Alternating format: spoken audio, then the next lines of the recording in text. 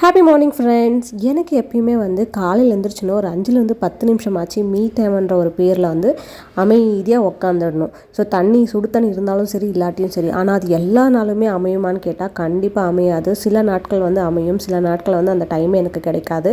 ஆனால் at least black coffee வைக்கிறப்போ ஒரு 2 நிமிஷமாச்சு உட்காந்து குடிக்கணும் அப்படின்னு எனக்கு தோணும்.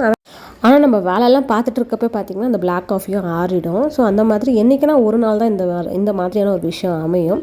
ஸோ யாரெல்லாம் அந்த மாதிரி ஒரு மீ டைம் எடுத்துக்கிறீங்கன்னு எனக்கு கமெண்ட்டில் சொல்லுங்கள். நம்மளோட குட்டி பால்கனியில் பார்த்திங்கன்னா இந்த தக்காளி பழம் வந்திருக்கு. இன்னும் பழம் ஆகலை, காய் விட்டுருக்கு. அது பார்க்குறப்ப ரொம்ப க்யூட்டாக இருந்தது. ஒரு 5 காய் இருக்குது. ஆனால் வெயிட் பண்ணி தான் பார்க்கணும், இது எப்படி பழம் கொஞ்சம் பெருசாகுமா, கலர் சேஞ்ச் ஆகுமான்னு ரொம்ப எக்ஸைட்டடாக இருந்தது காலையில் பார்க்குறப்ப. அதுக்கடுத்து துணியெல்லாம் மடித்து வைக்க வேண்டிய வேலை இருந்தது. துணி மடித்து வச்சுட்டேன். கிச்சனும் நீட்டாக எல்லாமே க்ளீன் பண்ணி பாத்திரம் எல்லாம் எடுத்து கவுத்து வச்சாச்சு.